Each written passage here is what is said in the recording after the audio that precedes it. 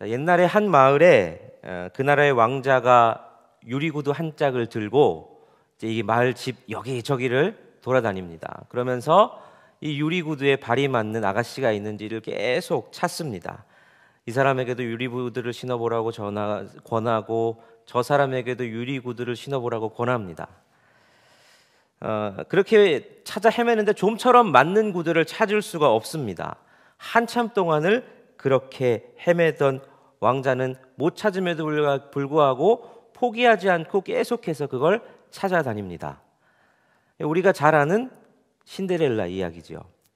자, 여기서 왕자가 이 유리구두 한 짝 들고, 사실 뭐 발에 맞는 사람이 꼭 그 사람이라고 할 수는 없는데 우리가 동화를 다 있는 그대로 받아들이면 안 되니까, 어쨌든 그 유리구두 한 짝을 들고 이 맞는 사람을 계속해서 찾아다니는 이 왕자의 행동, 이 행동은, 그 행동을 통해서 우리가 어떤 것을 알 수 있습니까?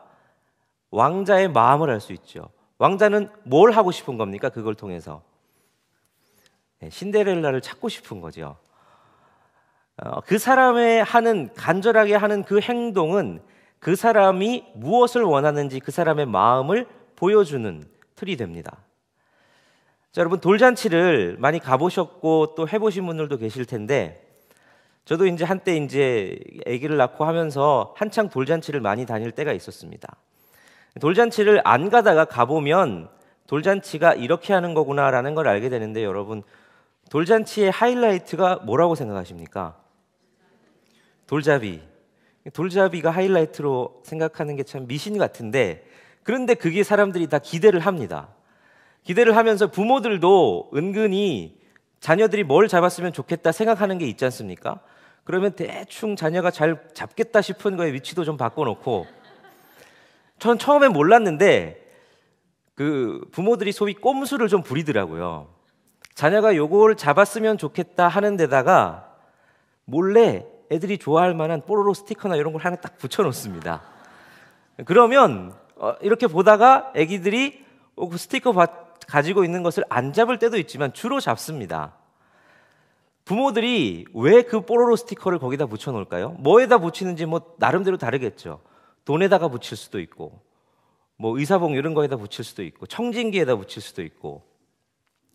근데 그 부모들의 행동을 통해서 우리가 뭘 알 수 있습니까? 부모의 마음을 알 수 있습니다. 이 자녀가 이렇게 자랐으면 좋겠다. 뭐 미신이지만 그 부모의 바람을 우리는 부모의 행동을 통해서 알 수 있습니다. 그러니까 사람의 마음은 그 사람이 어떻게 행동하느냐 하는 것에 따라서 우리가 그 사람이 이런 마음이 있구나 하는 걸 알 수 있지요.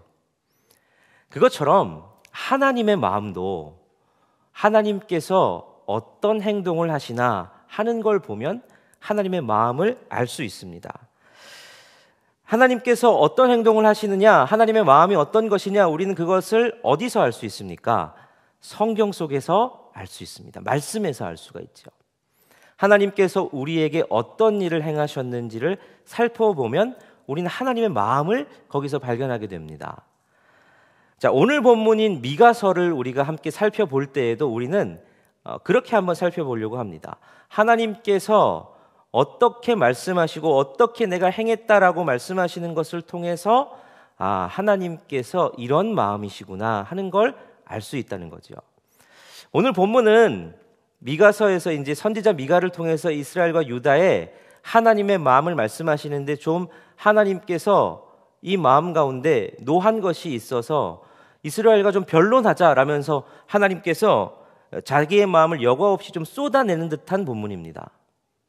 그런데 그 속에서 그렇게 마음을 쏟아내면서 하나님께서 하시는 말씀이, 너 기억 안 나냐? 내가 예전에 너희에게 어떻게 했는지 너희 기억 못하냐? 라고 하시면서 자기가 예전에 이스라엘 백성들에게 어떻게 행했는지를 말씀해 주십니다. 우리는 그것 속에서 하나님께서 이스라엘에게 이렇게 행하셨구나, 그 행동 속에서 하나님의 마음을 발견할 수가 있는 거죠.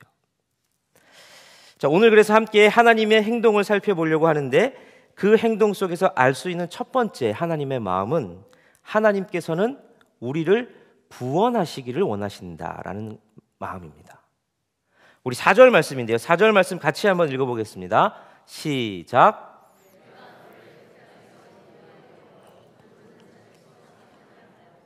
모세와 아론과 미리암을 내 앞에 보냈느니라.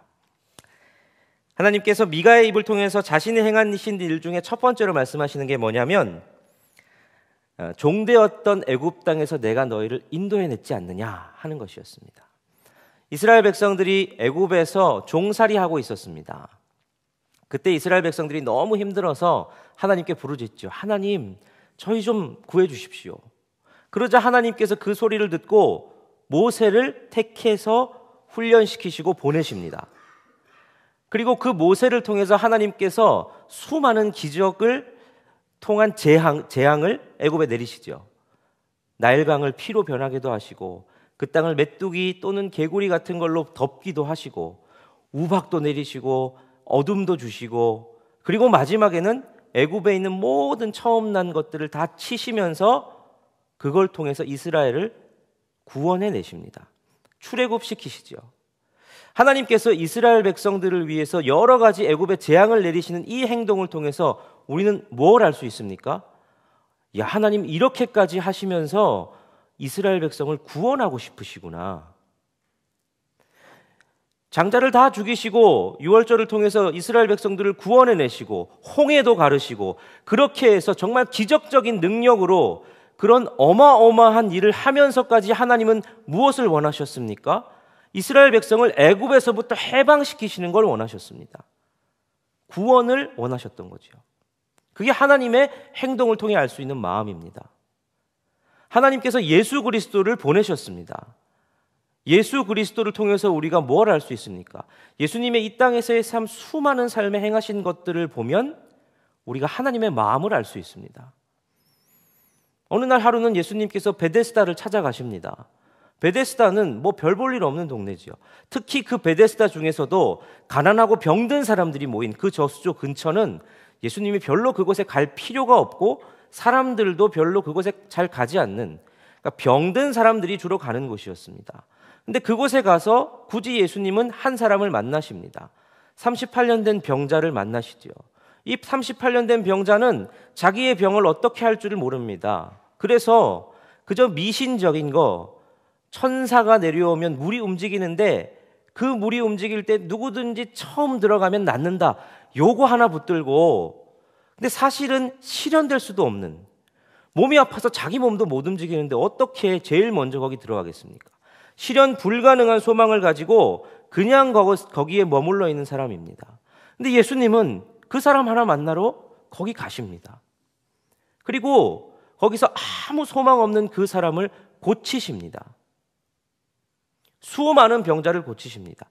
어둠 가운데 캄캄하게 눈먼 소경을 고치시기도 하시고 살이 문드러져가는 나병 환자를 고치시기도 하십니다. 이 예수님께서 이 병자들을 고치시는 행동을 통해서 우리가 뭘 알 수 있습니까? 병에 들어서 아무 소망 없는 이들을 구원해 내려고 하는 예수님의 마음을 볼 수 있지요. 질병은 죄로 말미암는 겁니다. 죄의 결과지요. 죄가 들어오기 전에는 질병이 없었습니다. 그 죄의 결과에 묶여 있는 자들을 그 죄의 결과로부터 구원해 내시고 싶은 예수님의 마음이 그 치유의 역사 속에 드러납니다. 예수님이 이 땅에 오신 것 자체가 하나님께서 우리를 얼마나 구원하고 싶어 하시는지에 대한 것들을 보여주시죠. 하늘의 보좌를 버리고 인간이 되셨다. 그 행동 속에서 우리는 뭘 할 수 있습니까? 그만큼 우리를 구원하고 싶으시구나. 아무 죄도 없으신 그분이 우리의 죄를 지시고 십자가에 달려 죽으셨다. 그리고 죄의 권세를 깨뜨리고 죽음의 권세를 깨뜨리려고 부활하셨다. 이 모든 행동 속에서 우리는 뭘 할 수 있습니까? 우리를 구원하고 싶어 하시는 하나님의 마음을 알 수 있는 겁니다. 그 주님의 행동 하나하나, 행하신 것 하나하나 속에서 우리는 주님의 마음을 알 수 있지요. 그 주님이 오늘도 우리를 구원하고 싶어 하신다. 이 사실을 우리가 알 수 있는 겁니다. 자, 본문에서 말씀하시는 또 두 번째로 하나님의 행동을 통해 알 수 있는 두 번째 사실이 무엇이냐? 하나님께서는 우리를 인도하기를 원하신다 하는 사실입니다. 자, 미가서 6장 5절 말씀입니다. 5절 말씀도 우리 한번 같이 읽어보겠습니다. 시작. 내 백성아, 너는 모압 왕 발락이 꾀한 것과 보올의 아들 발람이 그에게 대답한 것을 기억하며 시딤에서부터 길갈까지의 일을 기억하라. 그리하면 나 여호와가 공의롭게 행한 일을 알리라 하실 것이야. 자, 출애굽한 이스라엘이 40년이 걸린 광야를 지나서 이제 요단강을 건너기 전에 모압에 도착을 했습니다. 자, 모압에 도착했는데 이제 모압 왕 발락이 이 이스라엘 백성들이 두려운 겁니다. 이스라엘 민족이 두렵죠. 그래서 이 작당 모의를 하는데 선지자 발람을 불러서 그에게 돈을 주고 매수를 합니다. 저 이스라엘 백성들을 좀 저주해라. 발람도 이 거액의 돈을 받고 저주하겠다고 마음을 먹었습니다. 자, 저주하라고 사주한 사람도 있고 그걸 사주를 받아들이고 저주하겠다는 사람도 있습니다. 근데 우리가 결과를 다 알지만 결과가 어떻게 됩니까? 저주가 없습니다. 축복만이 선포됩니다. 왜 그렇습니까? 하나님께서 발람의 입을 막으셨지요. 그리고 축복만 선포하게 하십니다. 초자연적인 일이 일어나죠. 자, 이런 초자연적인 일 속에서 하나님께서 이렇게 행하신 속에서 우리가 뭘 알 수 있습니까? 아무리 사람들이 자기의 계획을 가지고 하나님의 백성들에 대해서 이렇게 저렇게 그들을 저주하고 그들의 앞길을 막으려고 해도 결국 하나님의 백성들의 앞길을 어떻게든 초자연적인 능력을 동원해서라도 인도하시고 지키시고 보호하시는 분은 하나님이시구나 하는 것을 우리가 알게 됩니다. 단순한 사실을 알게 되죠. 또 5절에 보면 시딤에서부터 길갈까지의 일을 기억하라 라고 말합니다. 여러분, 시딤이 어디입니까? 시딤은 이제 이스라엘 백성들이 요단강을 건너기 전에 요단강 동편에서 마지막으로 진친 곳이 시딤입니다.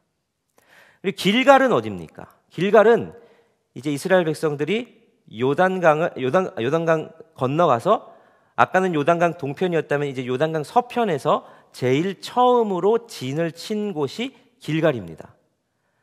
요단강 건너기 전에 마지막으로 진친 곳 시딤, 요단강 건너고 나서 처음으로 진친 곳 길갈까지의 일을 하나님께서 기억하라라고 말씀하십니다. 이게 무슨 뜻일까요? 시딤은 광야의 생활이 끝난다는 것을 의미합니다. 그리고 길갈은 이제 가나안 땅에서의 전쟁과 가나안 땅에서의 삶이 시작되는 것을 의미합니다. 삶의 전환점에서 광야의 생활을 끝내고 신실하게 하나님께서 하나님의 약속을 지키시며 길갈까지의 인도하심을 기억하라는 하나님의 말씀이죠.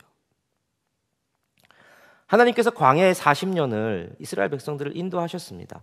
광야의 삶이 하나님의 인도하심이 없으면 여러분 살아갈 수가 없는 삶이었죠. 신명기 8장에 분명히 말씀합니다. 너희가 광야를 행할 때 너희 발이 부르트지 않았고 너희의 의복이 헤어지지 않았다라고 말씀하십니다. 하나님이 광야를 그렇게 인도하셨습니다. 그리고 시딤에 도착했습니다. 모압을 지나야 되는데 모압 왕 발락이 이스라엘을 저주하려고 할 때 하나님께서 초자연적인 기적을 행하심으로 저주를 막으시고 오히려 축복을 선포하십니다. 하나님이 인도하시죠. 그리고 요단강을 건너려고 합니다. 근데 요단강을 건너려고 하는데 마침 하필 그때가 요단강의 수위가 최고 정점을 달하는 때입니다. 이스라엘이 어떻게 건너가야 되나 막막할 수 있는데 하나님께서 믿음을 주시고 요단강을 한 발 한 발 내딛어서 초자연적인 능력으로 요단강을 가르시고 이스라엘 백성을 요단을 건너게 하십니다. 그리고 마침내 길갈의 진을 치게 하십니다. 이 모든 것 속에서 우리가 뭘 알 수 있습니까? 이스라엘 백성들이 그 하나님의 행동을 보고 뭐 깨달아야 됩니까? 하나님이 인도하시는구나. 우리의 삶은 아무리 대적자들이 우리를 막는다고 해도 장애물들이 요단강 같은 장애물이 우리 앞에 탁 펼쳐져도 우리의 삶은 장애물이나 우리의 대적자들이 컨트롤하는 것이 아니라 하나님이 우리의 삶을 인도하시는구나. 이걸 하나님의 행동을 통해서 알 수 있게 되는 것이지요. 하나님은 그렇게 신실하게 행하십니다. 여러분, 그러면 우리의 삶도 우리 뭘 깨달아야 됩니까? 이 성경을 보면서 우리가 뭘 할 수 있습니까? 우리 삶도 하나님 그렇게 인도하시겠네. 어떤 분들에게는 내 삶을 내 마음을 무너뜨리고 나를 저주함을 통해서 내 여러 가지 악플이나 여러 가지 힘든 말들을 통해서 내 자존감을 무너뜨리고 내 삶을 무너뜨리고 내 마음을 주저앉게 하는 어떤 사람이 있을지 모르겠습니다. 근데 그 사람을 볼 때 우리가 뭘 깨달아야 됩니까? 하나님이 인도하시지. 저 사람이 나를 무너뜨리고 저 사람의 말이 내 삶을 컨트롤하는 게 아니라 하나님께서 우리의 삶을 인도하는 거지. 그걸 알 수 있어야 되죠.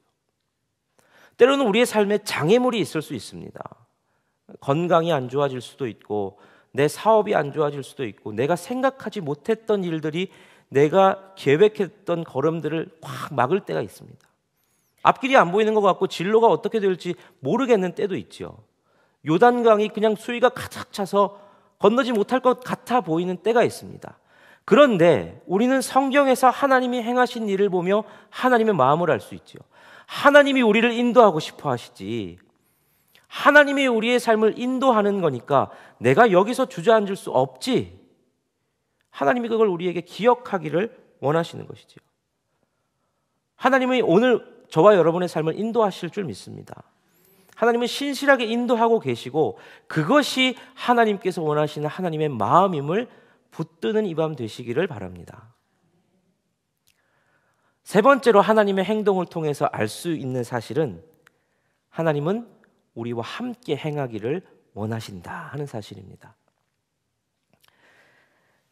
우리 미가서 6장 6절부터 8절까지의 말씀인데요. 세 절의 말씀이지만 우리 같이 한번 읽어보도록 하겠습니다. 6절부터 8절 말씀입니다. 시작. 내가 무엇을 가지고 여호와 앞에 나아가며 높으신 하나님께 경배할까? 내가 번제물로 1년 된 송아지를 가지고 그 앞에 나아갈까? 여호와께서 천천의 수량이나 만만의 강물 같은 기름을 기뻐하실까? 내 허물을 위하여 내 맏아들을 내 영혼의 죄로 말미암아 내 몸에 열매를 드릴까? 사람아, 주께서 선한 것이 무엇임을 내게 보이셨나니 여호와께서 내게 구하시는 것은 오직 정의를 행하며 인자를 사랑하며 겸손하게 내 하나님과 함께 행하는 것이 아니냐. 우리가 신앙이 성장하면서 처음에는 이런 것들을 구합니다. 하나님, 이것도 주시고요, 저것도 좀 주세요.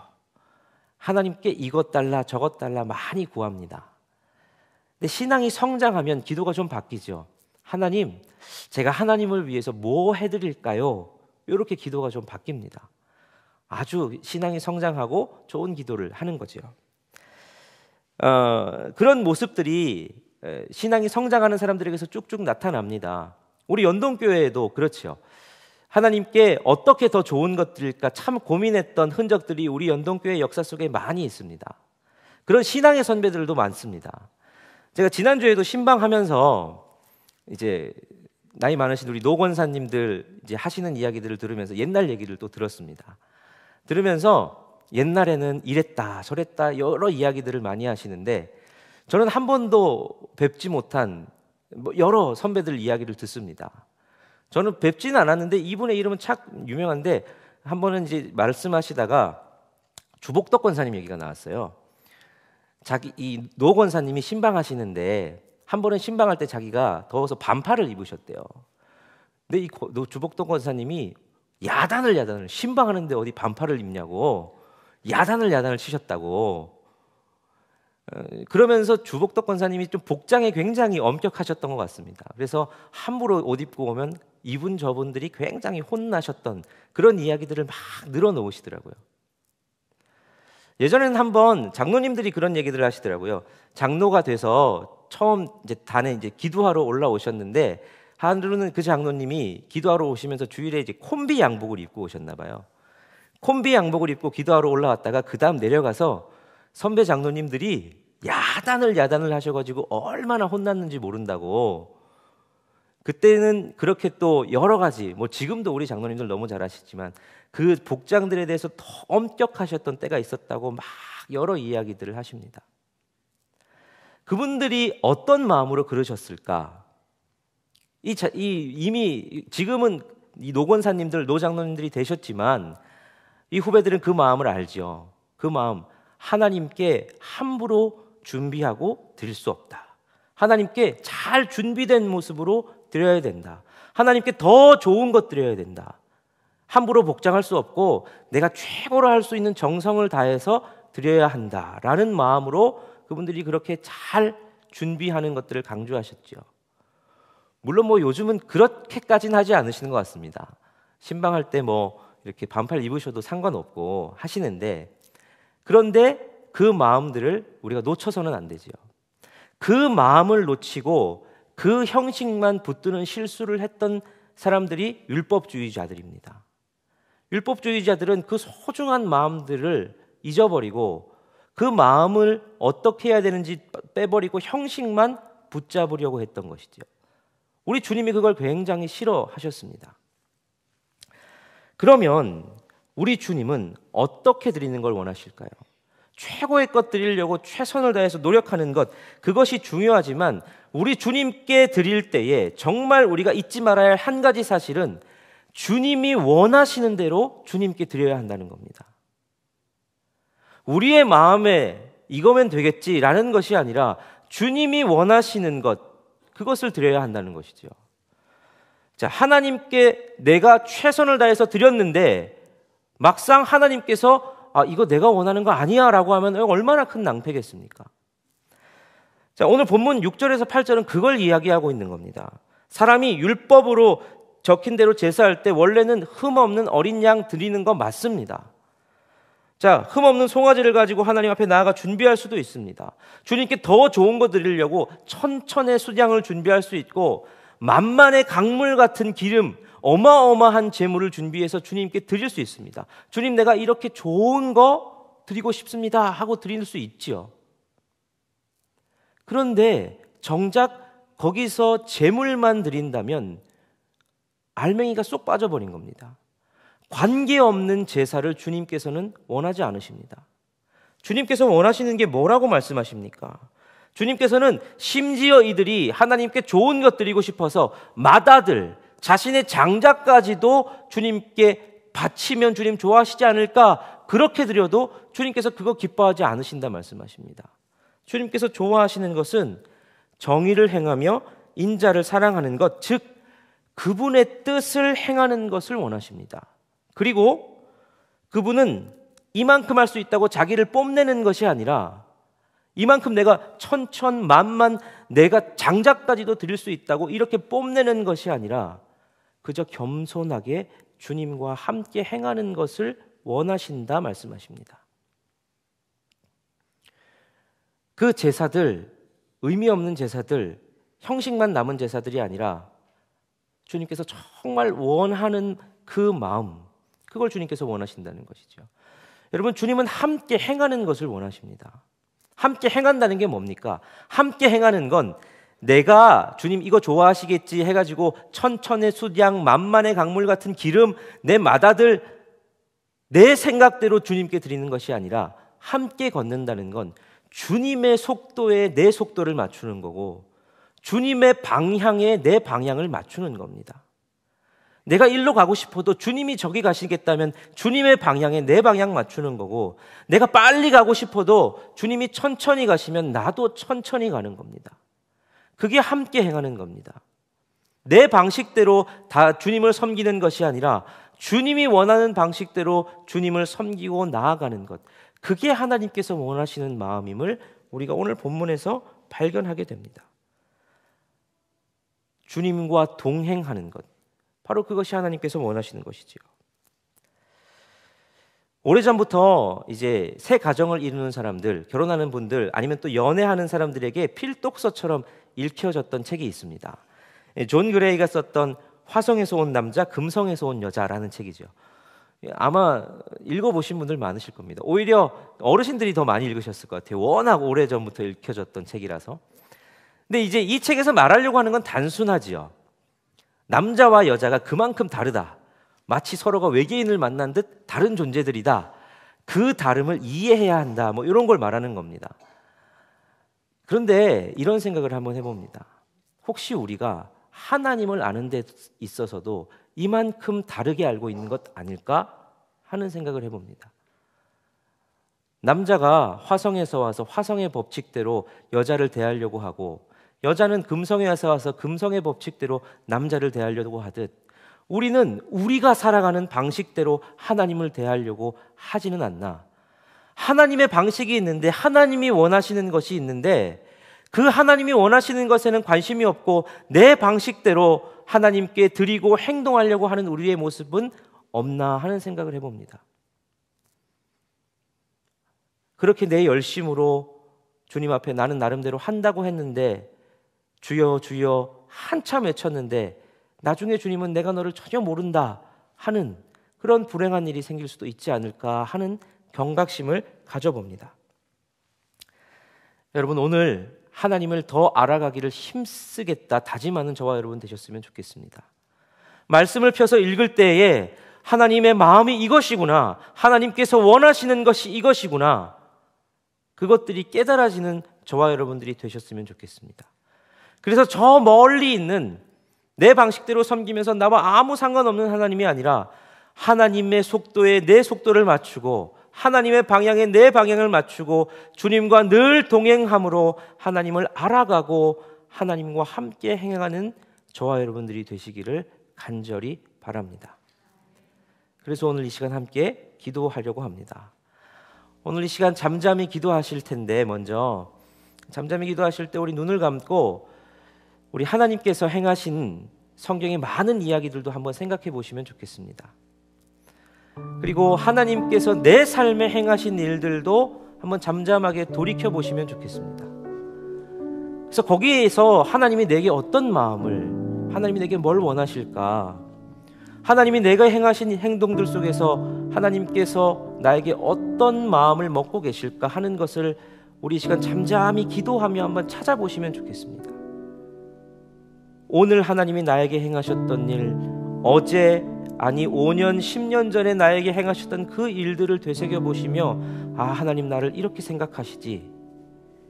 또는 성경에 있는 수많은 이야기들을 한번 생각해 보시면서, 아, 하나님 이런 분이시지, 하나님 이렇게 나를 생각하시지. 우리 이 시간 잠잠히 주님께 묵상하며 함께 그것들을 가지고 기도하며 나가시겠습니다.